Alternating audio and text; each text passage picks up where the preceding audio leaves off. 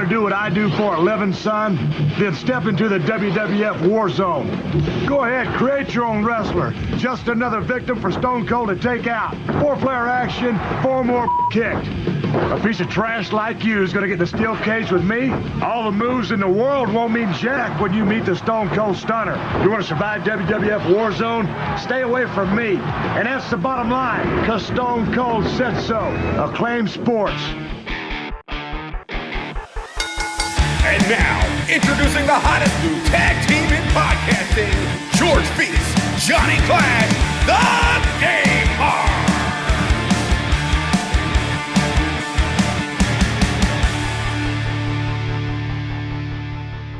Welcome to episode 8 of the Game Marks podcast. My name is George Feast, and I, as always, am here with my tag team partner, independent wrestler Johnny Clash. What's up? Each week on this podcast, we break down the good, the bad, and the awesome of wrestling video games and give our rating of Play It Forever or Future Endeavor. This week on the podcast, we'll be playing WWF Warzone. But before we get into that, Jonathan, how are you, my good friend? I am super. How are you doing, Georgie? I am doing very well. As this episode airs, it is October 7th, and it is my birthday. Hey, happy birthday! Hey, thank you very much. It's Monday, October 7th, and I am now 33 years old. Wow, you're old. Yeah, I'm old. Sorry, so a little catch up from last week, Clash. How are you? How are you since the last time I talked to you? Even we're gonna pretend that I don't talk to you like literally every day. Well, after we played Saturday Night Slam Masters, I had a lot of people text me saying they've never heard of the game, just like we didn't, and they want to try it. They want to know where we played it. They want to know how we played it. I thought about the game quite a bit, and I still want to go back and play more. Yeah, it's a lot of fun. I feel like that's definitely one of those games where when you play it with people, it's probably significantly like playing it with you was a lot more fun than I would imagine playing through it solo. I also caught myself looking at a lot of stand-up posters. Yes, we did find really cool posters from the game, but stand-up arcade cabinets. Oh, not specifically to buy one, but how to build one. So, fun story. I own an arcade cabinet. What's in it? It is currently set up for Marvel vs. Capcom, I think it is. That's I don't think it's terrific game. I don't think it's Street Fighter or X-Men. I think it's Marvel vs. Capcom. Is it PC based, or did you buy it with Marvel vs. Capcom? I actually bought it from the arcade that I used to go to. That's awesome. Yeah. I was looking at PC based ones so I could really put whatever I want in it. So I bought it with another friend of mine, and we've had the machine for probably 15 years, and it works. It's fun. It functions.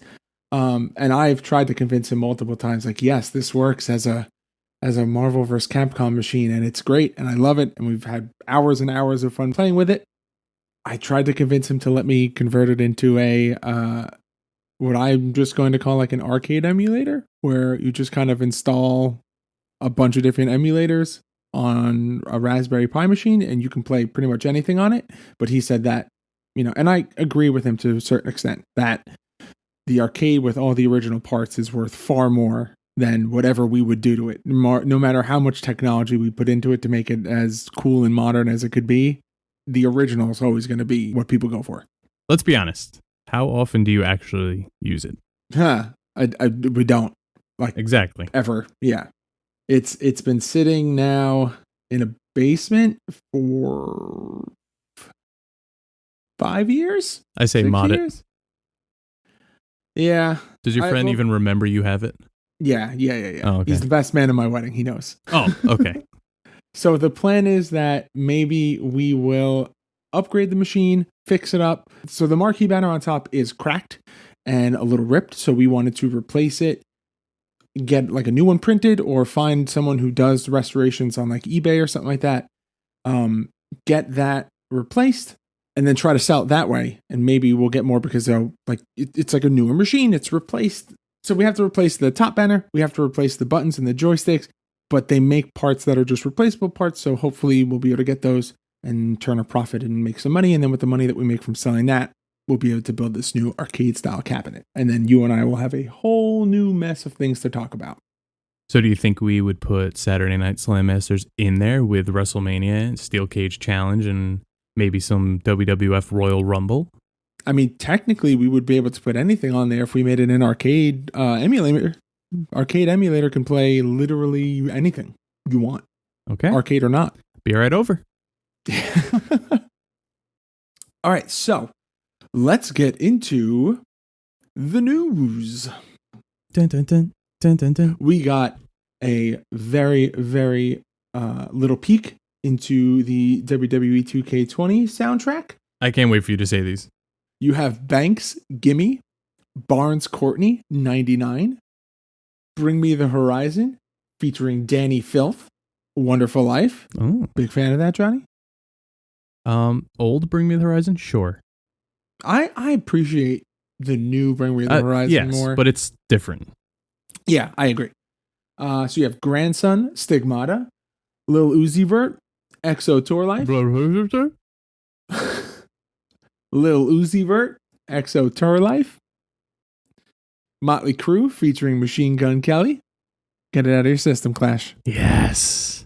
Motley Crue is one of my favorite bands. You have Muse doing The Dark Side. Not Poppy. one of my favorite bands. Poppy Metal, Sweetie, Icy Girl, The Black Keys. Hold on. Okay.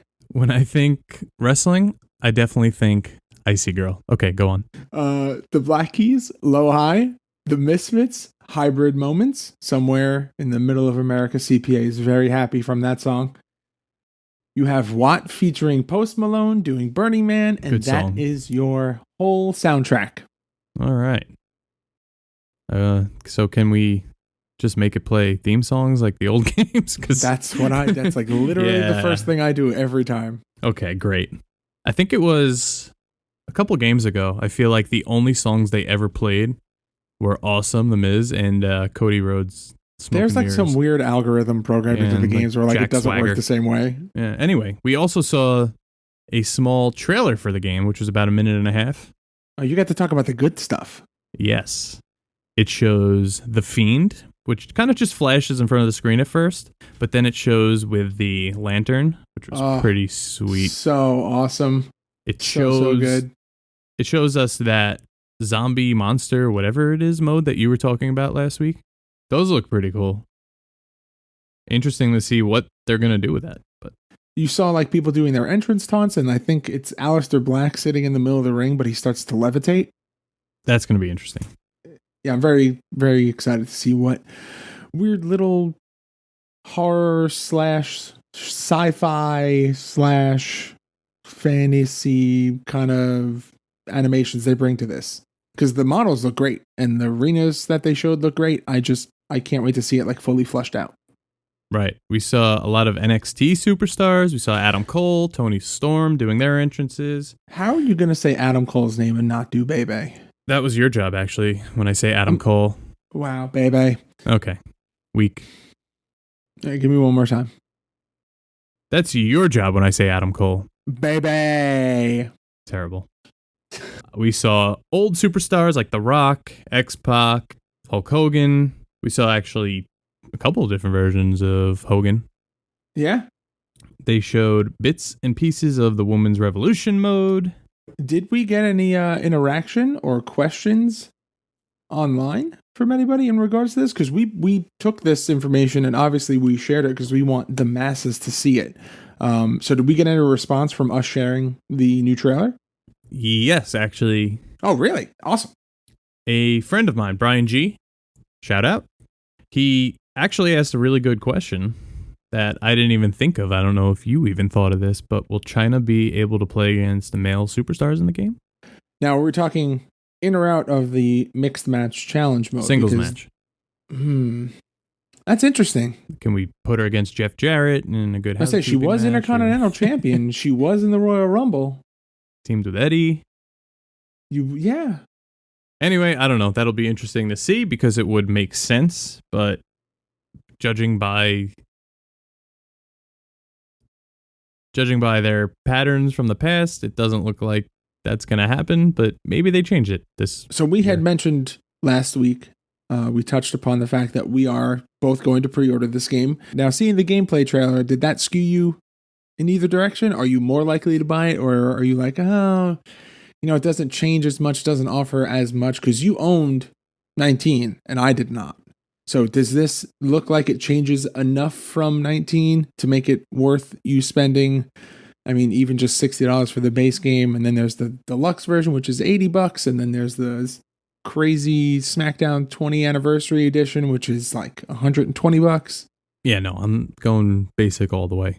But buying 19 after I beat the story mode, I kind of just let it sit there. I didn't really play it much. Okay. There's not much to do other than matches after that, and kind of gets old. Okay. So this game actually looked like after the story mode, there will be plenty of stuff to do. So I guess it kind of just solidified that I'm getting it.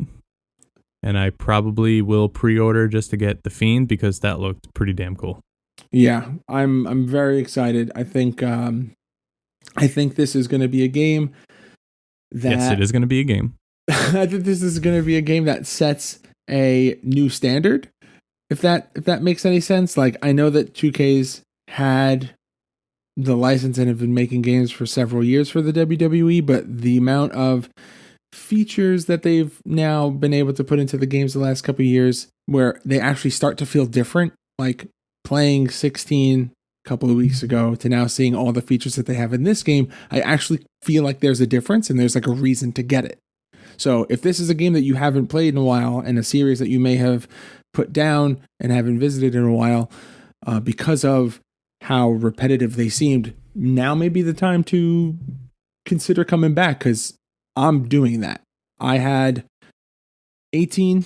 I wasn't crazy about it. I see the trailer for 20. It looks like it's significantly different and greatly improved engine-wise, graphic-wise, content-wise. So I am coming back to it. If it was, even with or without this podcast, I'm coming back to the series this year. All right, it is now time for my favorite segment of the week, the question of the week, and this time it is John's turn. But before we get into that, the question of the week is brought to you by Creative Pro Wrestling. On October 19th in Lynbrook, New York, Creative Pro Wrestling presents Hardcore Halloween, featuring ECW legends The Sandman, Little Guido, Just Incredible, Julio De Niro, and all of your favorite Creative Pro wrestlers, just like me. Tickets start at $20 and are available at creativeprowrestling.com. I can't wait to see you get your ass kicked. Well, what if I'm the one that's going to do the ass kicking? Well, because it's what? It's you and Liam and Mike Just Anthony. Incredible? No. See, Just Incredible turned on me at our last show, so it's me, Liam Davis, and Mike Anthony. We are known as Spite.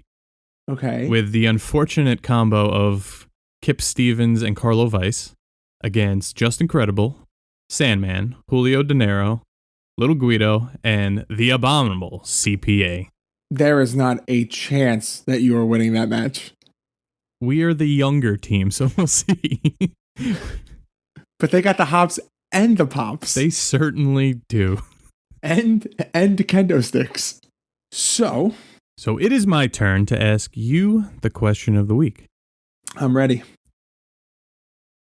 So I was sitting there thinking, we have brought up WWE Crush Hour many times, which is kind of a crossover between Twisted Metal and a wrestling game, very loosely wrestling game other than the characters.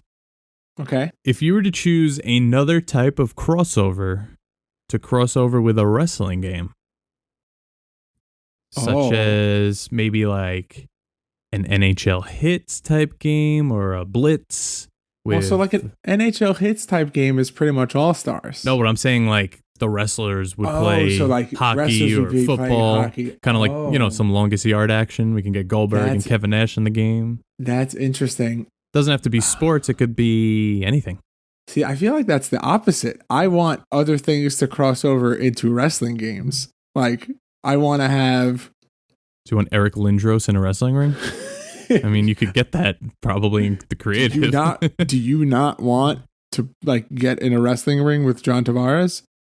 Answer the question. I need a second. That's a lot. That's a heavy question. I almost kind of want to say along the same lines as Crush Hour. I think I'd want like an actual racing game, because I'm a big fan of racing games. So like, if we could get maybe like WWE Mario Kart crossover. Oh, I could see that. I'd be okay with that, because then you get both modes. So I almost think like my fantasy game would be a more fleshed out Crush Hour, where you get you have the option to do like the battle Twisted Metal mode, but also a racing aspect to it.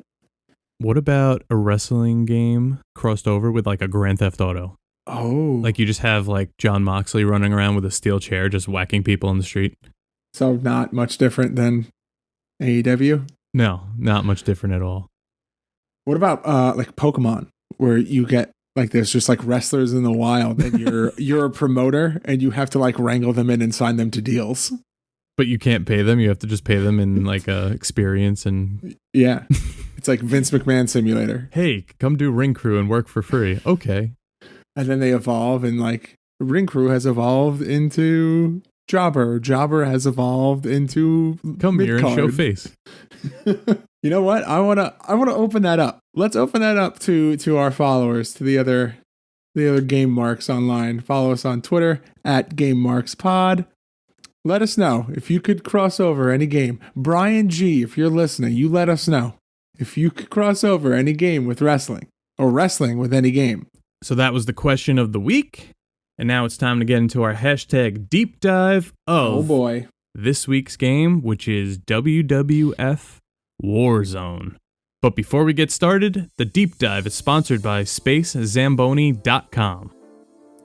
Space Zamboni is an entertainment and comedy site bringing together the world of gaming, esports, and more. From animations, game reviews, playthroughs, skits, and podcasts, Space Zamboni is the new one-stop shop with over 200 users strong. Head over, create a watch list, and stay up to date on your newest content. So WWF Warzone. This is published by Acclaim, developed by Iguana West. It came out on the Game Boy, PlayStation, and Nintendo 64. I did not know that this was out on the Game Boy. I don't think many people did.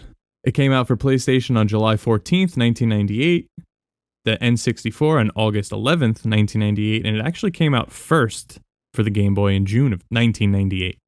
There must not have been a lot of marketing done for the Game Boy version, because we both just said we didn't even know about it, and it came out first? When we get to the reception and ratings, you'll see why. Okay. Tell me more about this game, Clash. So it features commentary by JR and Vince McMahon, and we saw from our playthrough, there's quite a bit of commentary in the entrances, in the middle of the match, the end of the match, to start the match, there's commentary. You never want to run into the ropes. No.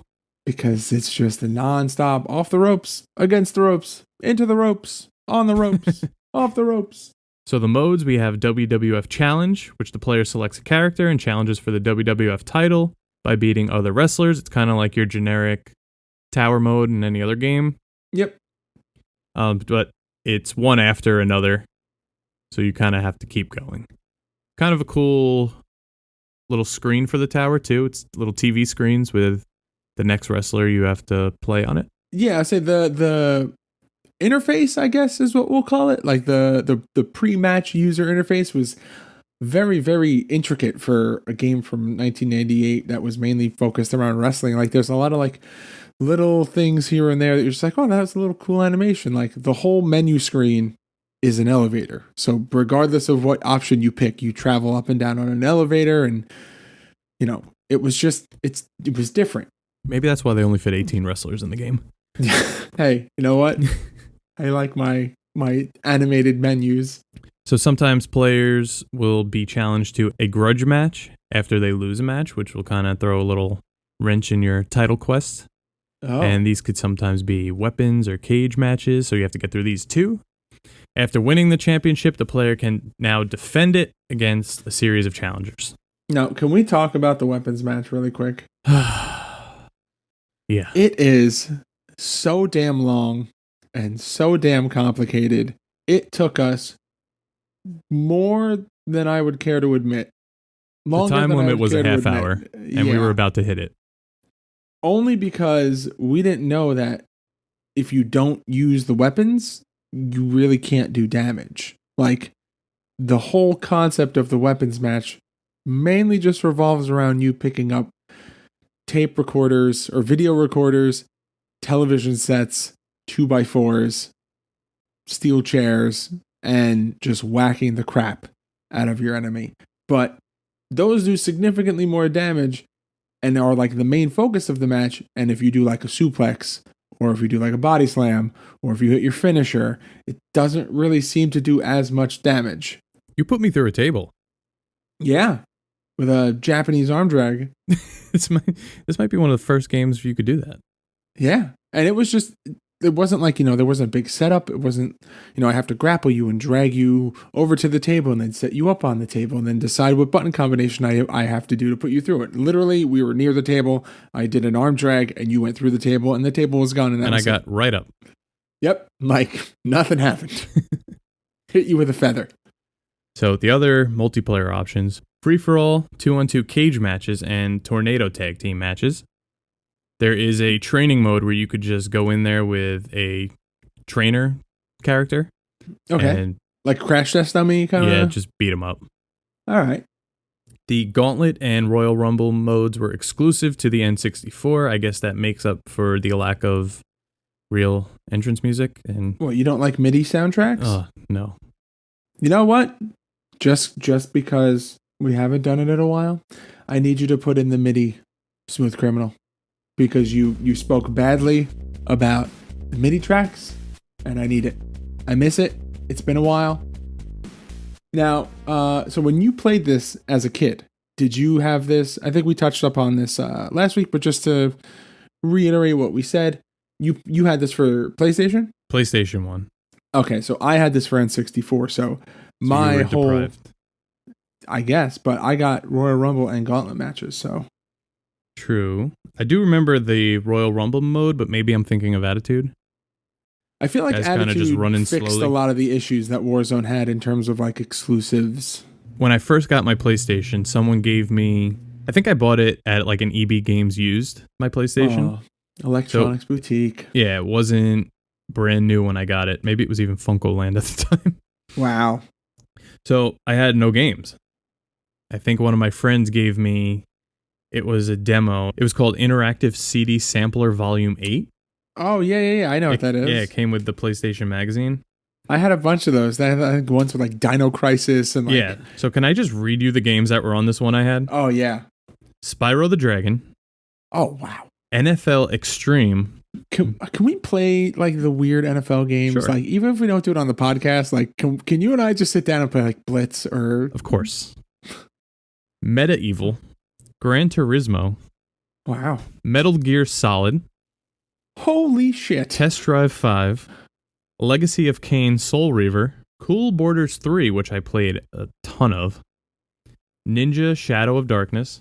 I want you to finish the list, but man, you had me at Metal Gear Solid. And of course, Warzone, which you could only be Stone Cold Steve Austin. So I started with the demo. So it had a video showcasing various features to start it. It shows the Stone Cold FMV, which was pretty damn cool. Everyone kind of recognizes this game by that FMV. Yeah. And then it just takes you straight to a match, Stone Cold Steve Austin. So growing up, I only knew how to do a stunner because I played the demo for so long before getting the actual game. So I have this friend. Speaking of the best Brian man. G? This is Chris L. He was the best man at my wedding.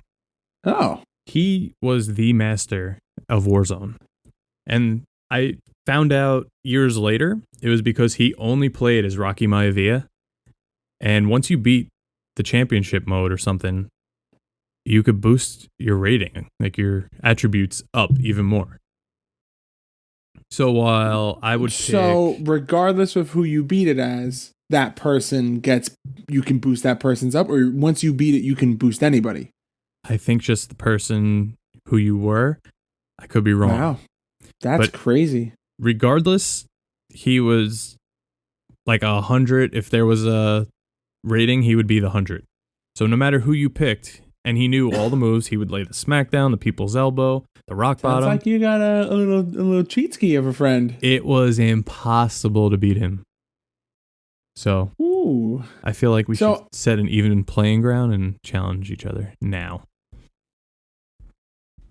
Now at the age of 30. You know what? Special. That'll be the first mini bonus episode that we do. We don't even have to get anything for it. I'm sure he's down. Just you versus your buddy. I'll do the commentary. I will join JR and Vince McMahon and shout every time you go off the ropes or against the ropes. What am I doing? Shoot the chat. Lay it out right now. Chris, WWF Warzone, you're next. There you have it. The first challenge that is not between me and Clash outside of the podcast. We'll make sure it happens. Anyway, let's get back into the game. Yeah, absolutely. So, the match types. Singles match. You could win by pin, submission, countout, DQ, or here's the interesting one. So when the time limit is reached, whoever has the most health wins. And that is called the Decree of Vince McMahon. Oh. I don't know if it actually We almost says got to that. Yeah, I don't know if it actually says match. that. We but, almost got there. That's what it's called. So then I almost want to go back and see what happens. We will. So then basic tag match. It took us forever to figure out how to tag. Yep. You have to really be in the right spot for the tag. Absolutely. Cage match, which was kind of cool because it's the first modern cage match, I'd say. Yeah. I'm trying to think of other games that Steel Cage Challenge were but 3D. Yeah. But like with the 3D models and graphics on a more modern system, I think you're right. This was the first one. They didn't exactly nail it. They took away the ring ropes for it. So if you got whipped or if you ran into the ropes, you would just sell it like you got smacked into a cage. Oh, yeah. The cool part was you could climb and then jump off with an attack. Crossbody from 40 feet in the air. Yeah, or that really bad diving elbow. Hey, we'll get there. I'm the only person that hit an off the top rope move in our match that wasn't to the outside. So there's also a weapons match, like we mentioned. You can use a golden ring bell, a TV. There was a flashlight, a camera, a wooden plank, a steel chair. I think the TV is the weirdest thing. But it was the coolest one because you just hold it over your head the whole time.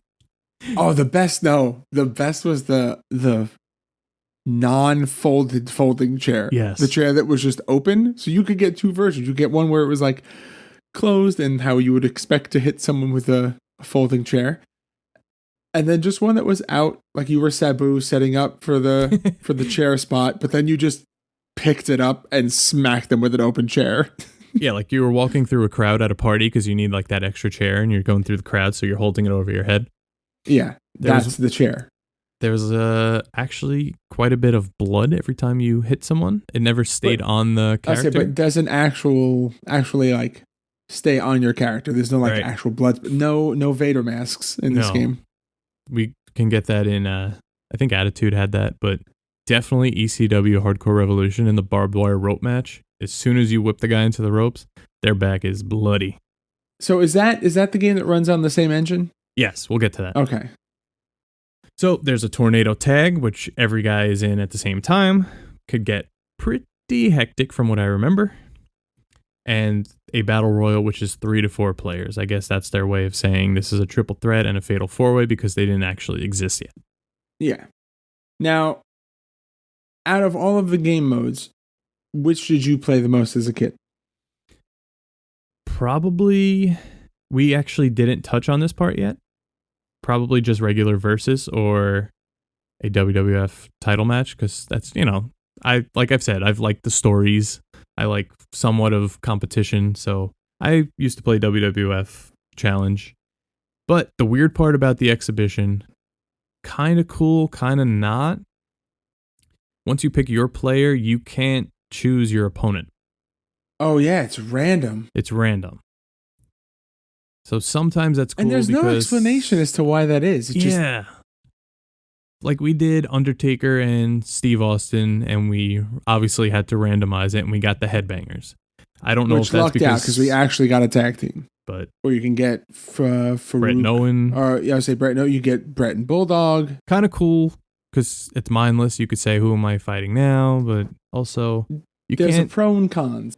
Yeah, you don't have that aspect of recreating like dream matches like we did. That's what I was just gonna say. Like you lose out on that aspect. Like it's interesting that it's random, but like you just said, you can't recreate your dream matches unless you're playing with someone.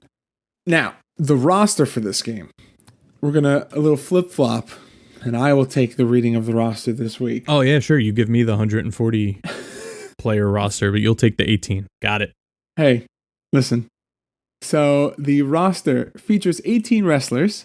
You have Ahmed Johnson.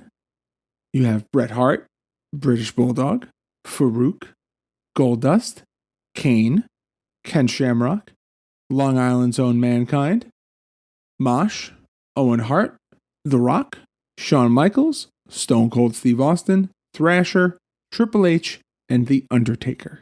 Pretty solid roster. There is not a single... there's a person that I really am like, I could take or leave, but... I know who you're going to say. It is very, very solid. Am I going to guess or no? Do you want to guess? You can Ahmed guess. Johnson. Absolutely. Sorry, CPA. I don't understand why you don't like Ahmed Johnson. Because I feel like you could have put, I don't know, you could have put Terry Funk in. Well, he was actually Chainsaw Charlie around. I know, but you could have put Chainsaw Charlie, and then Mankind has a legitimate tag team partner. You could have put in, hell, you could have put in Billy Gunn. You could have put in Road Dogg. So you want me to really make you mad then? Okay. Ahmed Johnson was released from the WWF in February of 1998. You gotta be kidding me. So, yeah. What the? See? I went with my gut, and I ended up being right. So in addition to the 18 wrestlers on this roster, you also get a creative mode, which gives you the option of making your own wrestler, customizing it a little bit. You have one gender option, male. Which is weird, because it gives you the option for gender, and then male's the only thing there. I don't know, maybe you can unlock female? Now, there was a game. Could you do female and attitude? Yes, because Sable and Chyna are in the game. Okay. So then maybe it's one of those things where like the code's in the game, but they didn't, I think there's a way to unlock it. So I don't know how familiar you are with how like a lot of these games were made for the N64 and just how games in general are made, but a lot of the times when it's like series of games, so like you talk about the Warzone Attitude series, you talk about the WCW versus NWO series, a lot of those companies just use their original programming, tweak it slightly, make updates, change the roster, but leave a lot of the assets still left in the code. They just don't make it visible. So a lot of the communities, No Mercy is one of the biggest communities. I've talked about it ad nauseum on this podcast. Still a very active community. Tons and tons of mods coming out for that game still. They all look fantastic, but a lot of the mods are based around the fact that the developers left information still on the cartridges. So when the cartridges are ripped to ROMs with a couple of extra ones and zeros in the code, accessing a couple of extra little things, you can unlock Scott Hall, Kevin Nash, pretty much all of the WCW versus NWO assets in No Mercy. They're just there, but they're just hidden, which is really, really cool. So maybe that's what this situation was, is that the female body was programmed into the game, but they cut it for one reason or another before development, and they just never changed the gender option because of it. Okay, so you just went through that whole long-winded, beautiful speech. I appreciate it. Fact is, if you beat WWF Challenge as Triple H or Shawn, you unlock the female creative character. Oh, okay. Well, never mind. You can cut all that out then. No, I'm going to keep it all. Wow. All right. Well, cool. So do you want me to make you upset again? Yeah. Do you want me to read you the WrestleMania 14 card? to know who you could have had in this game other than Ahmed Johnson? Yeah, let's do it. What are my options? You could have had Hawk and Animal, Taka Michinoku. Oh, come on. There's zero light heavyweight representation in this game. Could have had Mark Miro. I don't need Mark Miro. We got him in Attitude. I don't need him. D'Lo Brown. You better recognize. Kama Mustafa, Mark Henry, pretty much the whole nation. Cactus Jack, Chainsaw Charlie, the New Age Outlaws. Get the fuck out. One thing that's missing from this game is managers, but I guess because the roster is so small, there's no purpose for them. But it would be cool to see Paul Bearer or, Yeah. Luna with Gold Dust. But anyway, I just wanted to make you mad because any of those could have been in the game other than Ahmed Johnson. It's the Ahmed the Johnson Memorial Battle Royal. So going back to the creative mode, just to wrap it up, now that you've completely ruined my Warzone experience. Like we said, the gender option is only male. You have 5 face options. You have normal body types and exaggerated body types. A limited selection of masks that you can put on your wrestler. Speaking of the mask, so I was trying to make GMP Man, Game Mark Podcast Man, in the Creator Wrestler kind of look like our logo, the little lucha mask. So we haven't talked about this, but pretty much in every game that we've played that has a creative mode, either myself or Clash try to make GMP Man just to see. It's how we play through the creative suite and see what the options are and how thorough the creative suite is. Kind of covers everything. Yeah, you get a good feel about how the creative part of the game works. So we always try to make the luchador from our logo. Sometimes it's more challenging than others. But Clash did this one, so take us through it. Was a challenging one. I had to use a pretty generic mask because when you change the color of these masks, it's kind of like, the hue and saturation in Photoshop, where if you just up the slider, it's going to change all the colors and kind of like invert them and make them weird. Yep. So rather than change the whole color of the mask, it could change like the blue will now become orange with the red, and it gets all jumbly. That's Back to you. Upsetting. All right. Well, to wrap up the creative suite, your personality is pretty much one of 2 options. You can either be a fan favorite or you could be a rule breaker. What did you usually pick? I picked rule breaker because it doesn't necessarily mean you're a heel. Yes, it does. It doesn't make you no, it doesn't, because what? You walk that line. That's what these options mean. All right. That's what these options mean back in the day. There was no tweeners. It was either fan favorite or rule breaker. They would cheer or boo. I used to always pick fan favorite because I couldn't bear the fact that the crowd was booing me. I picked rule breaker. Look at me now. Because... All right. Now, I have talked about the roster and the creative mode. And now, let's talk a little bit about these movesets here for these wrestlers. It's limited, but it's not as limited as some of the other games. It almost feels like In Your House or WrestleMania Arcade. Yes, but where there's like button combos to execute the certain moves, but this is like just more fleshed out. Yes, the weird part is to actually do these moves, you have to pause and go to the move list and see what they are. Be like Johnny Clash and remember Stone Cold's finisher like 20 years after the game's come. Left, unbelievable. Up, tie up, block, or something like that. Yeah. Unbelievable. But it didn't tell you the finishers.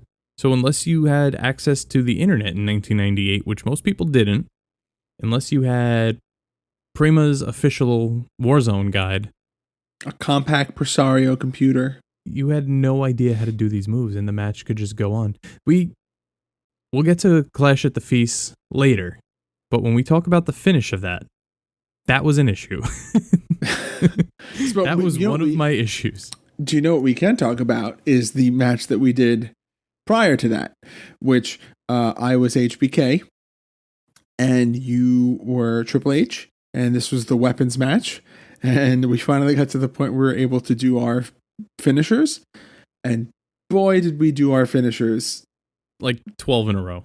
Like, I have never seen that many Sweet Chin musics in a row. And you would hit me with a pedigree, pick me up, hit me with a pedigree, pick me up, hit me with a pedigree. Just unbelievable. But there's almost like a certain satisfaction to hitting it, if that makes sense. Because you're like, I think I did the because button it is so combination. hard. I'm doing You're pressing 6 buttons in a row. Yeah. Imagine playing this game online. I don't want to. That's horrifying. I wonder how many controllers have been broken over the course of this.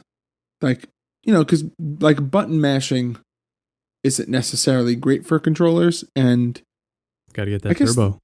I guess the quality of controllers were better back then than they are now. But man, I can only imagine just playing this online, very rage quitting. That sweet shit music, man, comes out of nowhere though. Do you want to get into the unlockables in this game? Yeah, I'll be honest with you. I didn't even know that there were unlockables until you mentioned it to me before. You obviously didn't play this as much as I did. So the first unlockable, there's a few characters. The trainer, who appears in the training mode, has British Bulldog's moveset. Then there's Sue, who is the belt girl who appears after the WWF Challenge mode when the championship has been won. And she kind of parades around the ring with it. You could play as her, and she has Bret Hart's moveset. Then there is Rattlesnake, which is essentially a 5th attire for Steve Austin, but it has the maxed out attributes. And then there's Pamela, the ring girl. So you beat the challenge mode with Sue, the ring girl, on medium or hard, and you get Pamela. Now, wait a second. Maybe the match that you do with your friend should be Pamela versus Sue? No. Oh. His maxed out Rocky Maivia versus Rattlesnake Steve Austin. I kind of like that. A little WrestleMania 17 there. That way, you're both maxed out. There's no question about anyone cheating. It's totally fair. Just throwing it out there. We'll see what happens. Okay. Challenge has been issued. A match has been proposed. It's all in the hands YouTube of content. Your future opponent. YouTube content right there. I'm ready. So, like we said before, you beat the game with certain characters, you get certain things. If you win the title with Mankind, you get Dude and Cactus. What? Did you even know they were in the game? No. So it's okay. Full disclosure here. As a kid, my attention span for this game was not a lot because I owned the AKI THQ series of games. So I would play a couple matches of this, get bored, and be like, all right, I'm going to go play Revenge now. And then I would just play Revenge until I couldn't take it anymore. And then I would just be done with like gaming for the day. But like, I would literally play 4 or 5 matches of this and then just be absolutely removed from it. I couldn't take it. I don't know. There's just something about this game that I didn't like as a kid. Man, I get it. It is very different than the AKI games. We'll get into how we feel about it later. But as a kid, this was not my style at all. Okay. Can't hold it against you. But now I kind of want to go back and play as Cactus Jack. He's pretty sweet in this game. He looks pretty sweet. You'd love to. And he's got the music. Oh, God. Yes. Cactus Jack's music is so good. What's it called? With his hands on his knees? Bang, bang. Oh, Dude Love? Yeah. So with the unlockables, there's also unlockable attires for various superstars. Goldust, Steve Austin, or some of them. But actually, while playing today, you ventured into the biography section, which gives a rundown of the wrestler, their biography, plays their music, they do their taunt. But like the good quality of their music, because we went through the bios on the PlayStation version? Yes, not the 8-bit music. So as we were going, it kind of rounded, and it started showing us second attires that we didn't really realize were there. So we looked it up. If you go into a versus game or any game and you hold L2 while selecting your character, you get their second attire.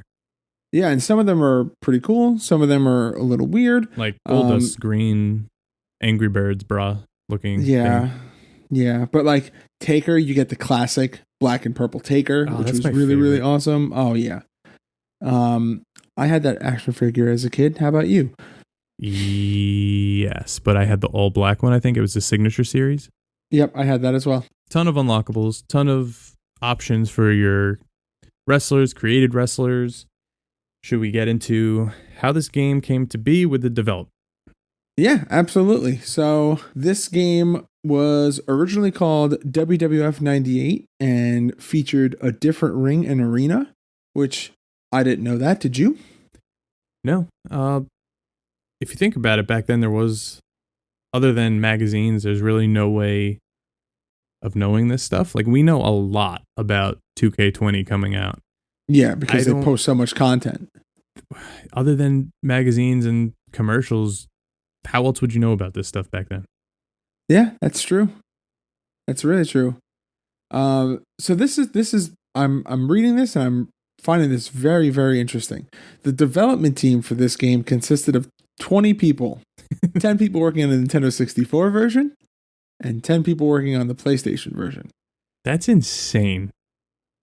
That's mind blowing. Can you imagine the amount of people that are working on this year's game? We know alone how much motion capture went into this game. And there's a whole team that has to work just with the motion capture. It's just not people like Chris Statlander doing the motion capture. There's also a whole team that has to manage the equipment and make sure that everything is right when she's doing it. Like when she's doing the motion capture, that everything's properly set up. That's a whole team of people. Speaking of, I'm going to jump down a bit, but motion capture for the game was done by indie wrestlers not signed by the WWF for this game as well. Interesting. So they were doing it back then. Well. And you could kind of tell while playing the game how just like smooth and like pretty some of the moves were, like the arm drags and stuff. You could definitely tell it was motion captured. Yeah, there's some the animation's like too fluid. Even on a game like this, it's too fluid and like almost perfect. If that makes sense. Like, yeah, it does. You as Steve Austin hit several figure fours and it looked real. It didn't look like it was a video game, fisherman suplex. It looked like you would expect to see Kurt Hennig doing that kind of fisherman suplex. Yeah. Like it was, for lack of a better term, perfect. Ha ha ha ha. Now, despite the limited cartridge space, lead programmer Justin Towns, who also previously worked on another game that we played, WrestleMania the arcade game, and WWF in Your House, found the Nintendo 64's Z buffering support and the faster speed in creating cartridges over CD burnings to be advantageous during the development process, which really is interesting and not what I would expect, because seeing how games have come now, that's very interesting to see how much the landscape of gaming has changed in the last couple of years, or the last 2 decades, that pretty much everything with the exception of, I think, Switch games and most portable systems are CDs now. So to hear that the programmer of this game preferred cartridges, I prefer cartridges, to be honest. So this is another thing that's kind of interesting. The space considerations of the N64 cartridges prevented developers from including the CD quality audio and full motion video of the wrestlers from the PlayStation version, which may explain why I didn't like this game so much as a kid. Exactly what I was thinking, because to me, I knew all the theme songs, the videos, everything. So for you to say you didn't like it, I was kind of like, that's kind of weird. So I went back and looked, because I never played the Nintendo 64 version. And when I realized this, I'm like, wow, he was missing out on a lot. You don't get the full... You missed the coin toss. You won the coin toss last week, so that's why we're playing it on PlayStation. So maybe we'll go back. Maybe we'll go back one week and we'll play this on the N64, and you could see why, I guess, this was not as good of a quality game in my childhood because of this. Wow, it's weird to think that if I had gotten this on the PlayStation, my whole trajectory of gaming may be different. Yeah, I went back. I actually watched on YouTube just the biographies on the N64 version and some entrances, and whoa, it is. The themes are worse than, I wouldn't say worse. The themes are about right there with World Tour, but they actually sound like the wrestlers' theme songs to an extent. MIDI chiptune style, right? And all right. So here's a way to compare N64 to PlayStation in a way I think our younger kind of listeners can understand. Everyone's played No Mercy. And if you haven't, get on. The videos in the background are kind of GIFs in a way. Yeah. Maybe 3 or 4 slides that just repeat and flash. More or That's less, yeah. how the N64 version of Warzone was compared to, say, a SmackDown game where you get the full video and the full animation. So I see where the space limitations could prevent something like this. Yeah. But knowing that there was, limitation on the cartridge makes sense. The crazy part is this game only took 1.5 years to develop. By 20 people. Which I guess is why Ahmed Johnson made the cut. But I almost have to give him a free pass knowing that the game was made by 20 people in 1.5 years. I could put 20 people in a room right now and not get anything done in twice that time. Like, no one that I know is making a game in twice that time. So another cool little tidbit in here. Parts of the Warzone game engine were taken from another Acclaim hit, NHL Breakaway. Did you ever play that? I did. I did play Breakaway. Which is interesting to me to see a hockey game translate to a wrestling game. But I guess if you think about the motions and the movements, it is somewhat similar. Yeah. You're just kind of redirecting them. Yeah, absolutely. There's a lot of assets that you can typically repurpose if you're using similar engines. So even though you have the body mapped out, you can still make it work for other games as long as you know what you're doing, which obviously these people did because they made the engine.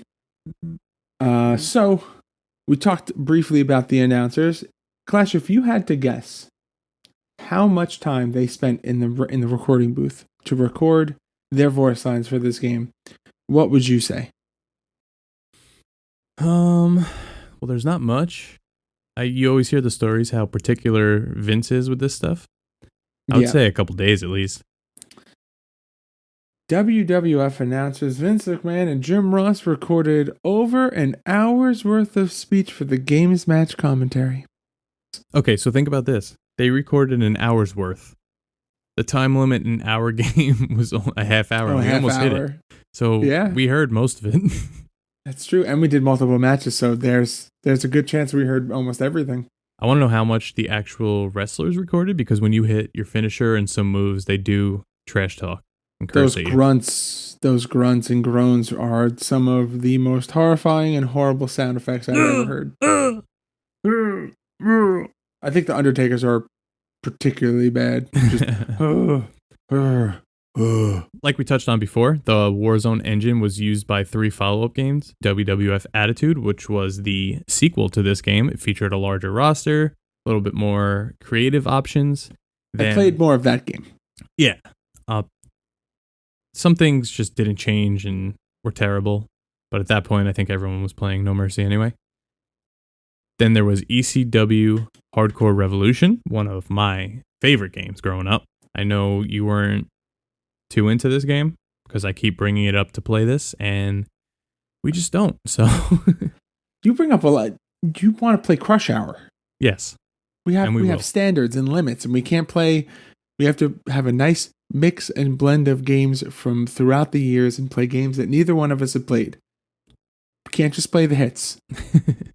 Well, one of my favorite features that they added later on, Attitude, I think had it, ECW definitely had it, was create an arena mode.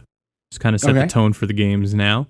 You could change the color of the ring ropes, the entrance. You could put it in the Elks Lodge, make it kind of like a bingo hall feel, which I always did.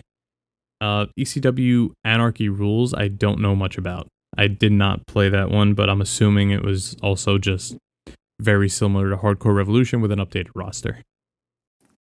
Okay, so there's an ECW game that you haven't played. Interesting. Correct. I'm excited to play that. I'm excited to play Anarchy Rules because that's a game that I haven't played. And if the timeline seems to be right, that would be like a spiritual successor to Hardcore Revolution, which you said was one of your favorite games and you played a lot of. So you never know. You might have a new favorite here on a game from the early 90s on a N64. This is true. Now, let's talk about this because this is something that most games don't have anymore. And it's something that I very, very, very much miss from my childhood. And that is cheat codes and extras and unlockables. We touched upon this already. You already have the option to unlock extra points for your Create a Wrestler. You also could unlock an extra taunt for Shawn Michaels on the turnbuckle. You had the option to create Lara Croft in the Create a Wrestler mode, which, did you do, Johnny Clash? I didn't know that existed. I didn't either. Not a big Tomb Raider fan. Now, here's something I didn't know. You could call for backup? Yeah, so like your finisher, you could do certain button combinations to call out certain wrestlers to help you. I didn't know there were run-ins in this game. Yeah. Way ahead of its time. Wow. Now, what do you know about Dizzy mode? I'm pretty sure your opponent just stays stunned the whole time. Kind of like that deer in headlights. So, apparently, Dizzy spells is the actual code, and it makes your wrestler lightheaded every 5 seconds, and you do that by pressing L and R at the character select screen. Okay, I don't see a point to that, but sure. So there's also a classic from most of people's childhood, which is Big Head mode. I think everybody knows what that is, pretty self-explanatory. There's also Ego mode. So basically, when they cheer, your head gets bigger, and when they boo, your head gets smaller. Okay. There's no meters, which is exactly what it sounds like. There is no health or stamina meter. And there's the last one, which is called Beans mode. Which you can guess what that means. I've been in Beans mode all night. It is taco night in the Clash residence. Oh, and it's not even Tuesday. Not even Tuesday. Doesn't have to be. So let's talk about the Game Boy version. This was developed by Probe Entertainment, and it was released in June, like we said, before the PlayStation and N64 versions. It only included singles, tag, and WWF Challenge. There's an option to set the difficulty and the length of the matches. The game includes some of the wrestlers from the other versions, including Shawn Michaels, Stone Cold Steve Austin, Undertaker, Kane. And here's probably the worst part and what makes this game so boring. All wrestlers share the same moves except their finishers. Oh. Yeah, okay. So I never played this, but I did have Attitude for Game Boy Color. It's a hard pass for me. I remember Attitude being very long and boring. The matches took forever. I remember Sable just wrestling the dudes and just hitting suplexes, and all you could hit is like a suplex, a body slam, and your finisher. It was terrible. Wow. I think we have to play Game Boy games on this podcast. Yeah. Do we treat them as separate titles? Should we treat the Game Boy Warzone as a separate title? Because it sounds like it's like a completely different game. Maybe as like an extra. All right, Clash. You know I love the question of the week, but my second favorite part of this podcast is when you tell me how the game we're playing was received by the critics. Okay, we got quite a bit here. We're already running a little long. So the N64 and the PlayStation got favorable reviews. Game Boy got mixed. That makes sense. Yeah. Next Generation review of PlayStation said, it's the huge wealth of options and detail, including interactive player biographies, that make the game shine and ultimately a great purchase if you like professional wrestling. I get it. Yeah, that makes sense. Jeff Gerstmann of GameSpot complimented the gameplay and graphics and called the N64 version the best wrestling game on the system. How do you feel about that? No comment? Great. He called the PlayStation version the best wrestling package ever released and shouldn't be missed by anyone with even a passing interest in wrestling. Wow. You know, GameSpot always has to word these things like they're so highly educated. Just say you like the game. I don't think I've ever disagreed with ratings more in my life. Okay. IGN's Douglas C. Perry complimented said version's presentation, speed of the gameplay, and the in-depth Create a Wrestler mode in his review of the PlayStation version. He also in-depth player creation. It's all we had at the time. In-depth. He used the words. Yeah, in-depth. I mean, George, why don't you tell us about the Create a Wrestler mode in WCW vs. NWO World Tour? Okay, great. I can change the costume. I can make everybody a part of Raven's flock. He also wrote that the game encompassed everything gamers were looking for in the wrestling game genre. You are just loving this, aren't you? I am. I could hear it in your voice. Just Anthony Bays of Allgame wrote that the said version was able to set itself aside from other games in the genre and offered players some newer, innovative options. You can't disagree with that one. Come on. It set itself apart from other games, but for what, like, at what cost? It's definitely different than the AKI THQ for one, games, but their like, arms were attached to their bodies. And we got real entrance music and pyro. But we got pyro. There's pyro in Revenge. Oh, okay. We're not talking about Revenge here. What are you comparing this to? World Tour? Yes. That's not fair. It's not fair. It's the first of their kind. Carrying on, Matt Casamassina also praised the game's graphics in his review of Nintendo 64 version, calling it, ready? The best looking wrestling game ever made, while he faulted the game for its collision detection, static cutscenes, and small selection of wrestlers. He recommended the game and anticipated the release of a sequel. Looking back on Warzone in itself, yeah, you're ready for a sequel. You're ready for more. There wasn't much to offer. Even back then, you're kind of like, okay, what else can they do? What else can they give me? What other wrestlers can be put in this? You knew it was limited. And if you're me, you're ready to take out this cartridge and put in Revenge. That's because you had it on a cartridge. Okay.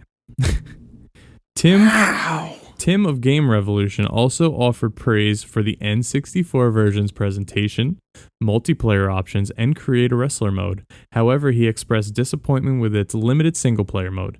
Nevertheless, he wrote that the game was good enough that it might even appeal to gamers who were not fans of professional wrestling. Now, going back to my friend Chris, who I said played this game, while he was a wrestling fan, he wasn't a diehard, and I know for a fact he played the crap out of this game. Still nothing, eh, George? So just wrap it up. We got more important things to talk about than... We're going to keep going. You have to admit, the presentation of this game was very different. There were a lot of multiplayer options. I already said... Come on. I already said that I like the menus of this game, and then I thought the animations were cool. Okay, fine. Let's get into the ratings. You're gonna have one more review to read here. So Warzone gained favor with gamers and was a popular rental title in the United States for months after its release, and the game was also a bestseller in the UK. Thank you for contributing to that, George. Now, I actually think I made my parents buy me this game. Even better. So now, that's part of the problem. The part you're going to love even more. The ratings.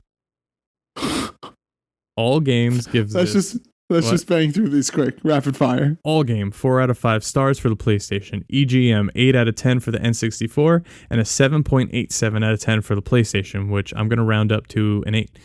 Game Revolution gives it an A- for both versions. Game Pro gives it a 4.5 stars for the N64 and a 5 out of 5 on PlayStation. Wow. GameSpot gives it an 8.7 on N64 and an 8.6 on PlayStation. IGN gives it an 8.5 on N64 and 8 on PlayStation. Next Gen, 3 out of 5 stars for the PlayStation. Nintendo Power, 5.2 out of 10 for the Game Boy, of course, and a 7.4 for the N64. OPM gives it 4 out of 5 stars for the PlayStation. PSM, 4 out of 5 stars for the PlayStation.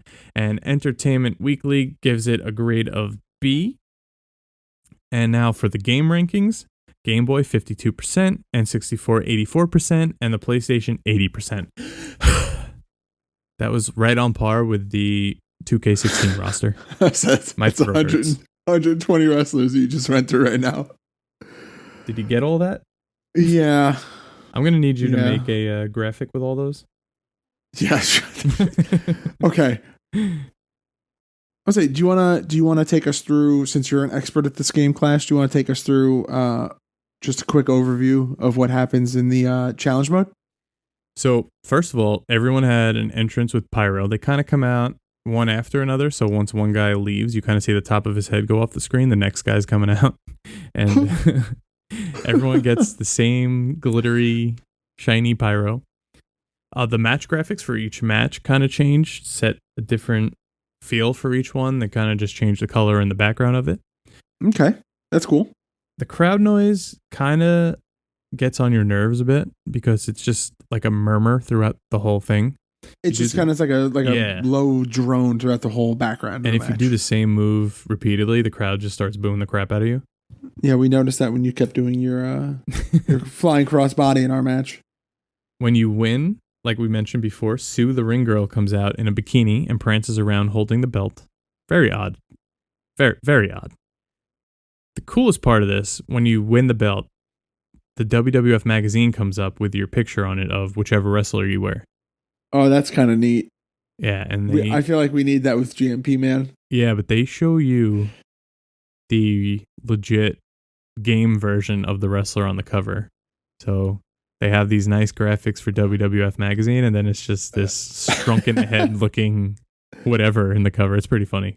Now, I wonder if you play with big head mode, if it puts big head mode on the cover. That's a good point, because it might just pull from the game. You don't know. We have to find that out. So then the weirdest part, after that, it goes to like a cutscene of some female in some dress. It might be Pamela. And a limo door is open, and she kind of like tells you to come in, and there's just a bottle of champagne sitting in there. And you get in, and the credits roll. So if you win the WWF challenge, you're really living the luxury life. Yeah, pimping ain't easy when you're the champion. Pimping ain't easy. All right, well, that is WWF Warzone. Now, each week on this podcast, not only do we do a hashtag deep dive into the game, but for the last 8 episodes, we have had a running tournament. It is called Clash at the Feast, and this episode is no different. We posted a poll on Twitter. We let you guys vote between 4 different matches. All from WrestleMania 14. Would you like to take us through those match options? Option A was Triple H versus Owen Hart. B, The Rock versus Ken Shamrock. C, Undertaker versus Kane. And D, Steve Austin versus Shawn Michaels. And which was our winner? Steve Austin versus Shawn Michaels, of course. By almost unanimous vote. There were quite a bit for Undertaker and Kane also. I feel like, when I looked at the poll, it was very skewed for Austin. But I did also post it on Instagram and Facebook. Oh, yeah, so I just looked at the Twitter. Okay, you're right.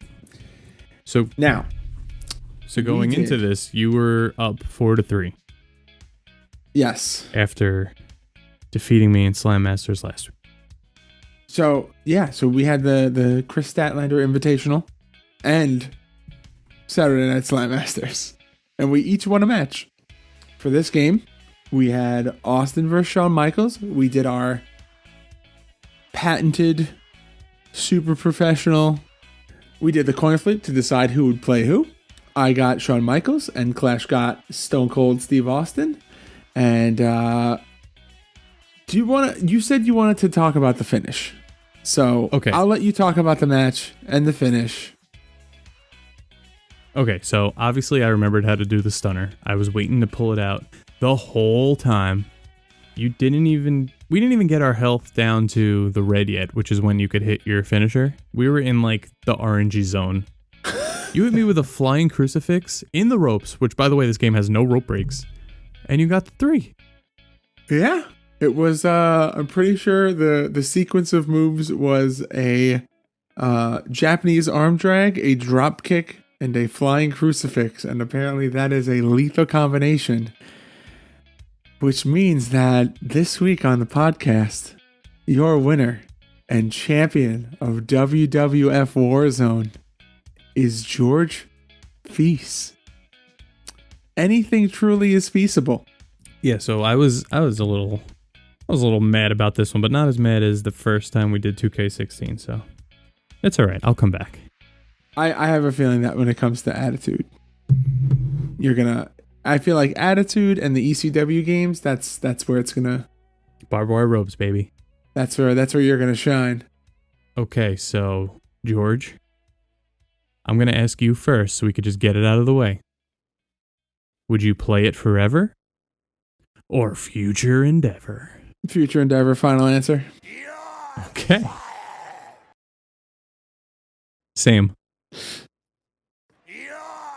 Whoa. Now is that so? I'm saying that because I just didn't like the style of the game.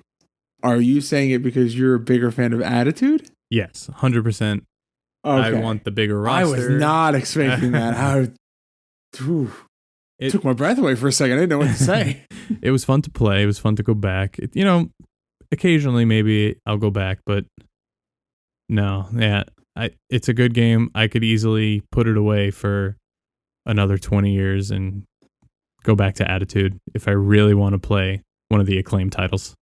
I respect that. I understand that. That makes a lot of sense. I have a feeling that I might like.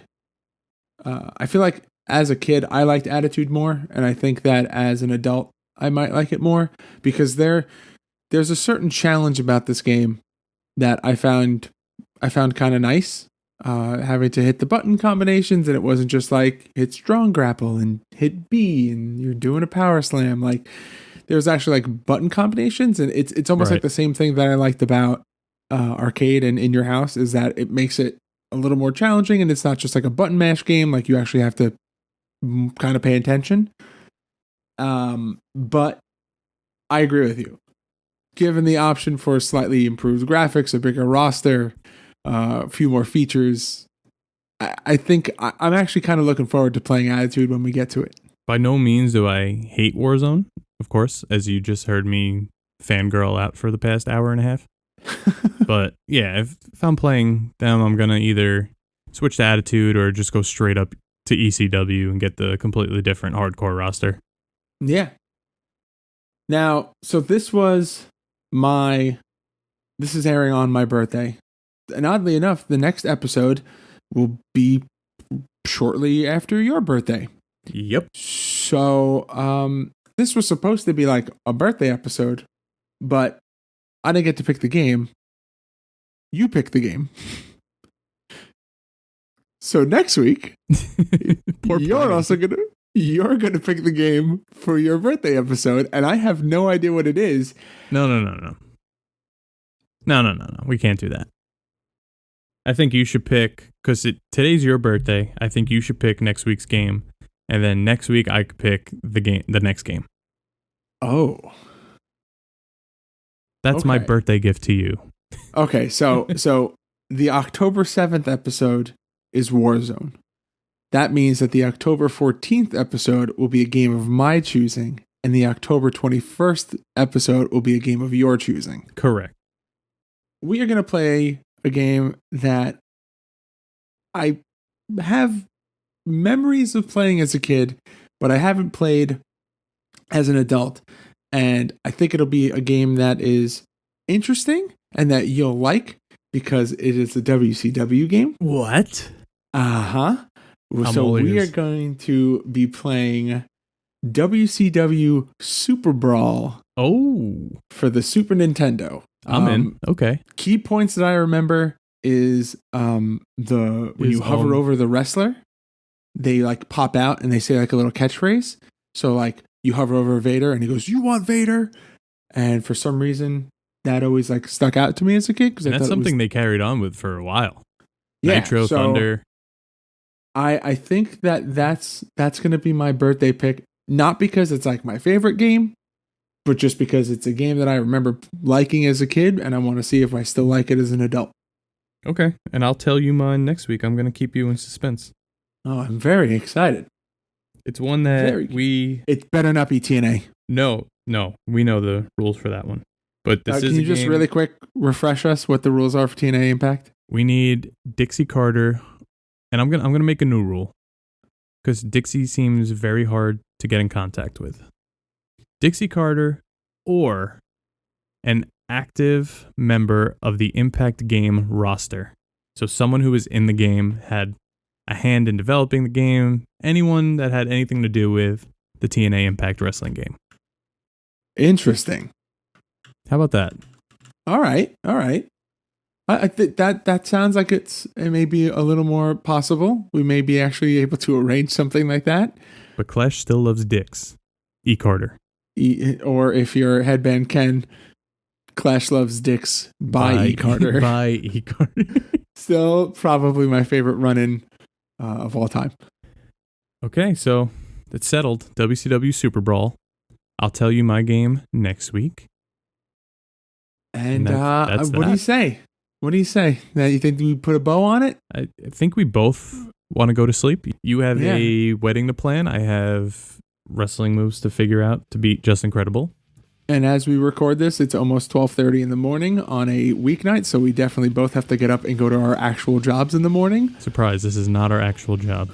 Not yet. Hopefully soon.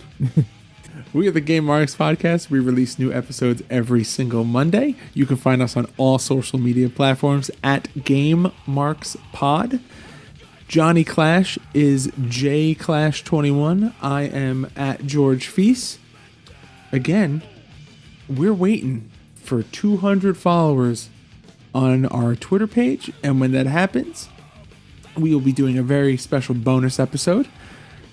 And we're very close. We're getting there. The numbers are climbing, and I'm very excited because I think we have something really special planned for that bonus episode, and I can't wait to show it off. Could you do me a favor? Can you please remind our faithful listeners what they should be doing with the podcast each and every week? Please leave a review on iTunes, give us those 5-star frog splash, and subscribe on all channels. All right, so that'll do it for this week on the Game Marks Podcast. And as always, I like to end the episode by asking my broadcast partner, my tag team partner in this podcast, Johnny Clash, to please say something stupid. Off the rope. What a maneuver. Off the rope. Against the rope.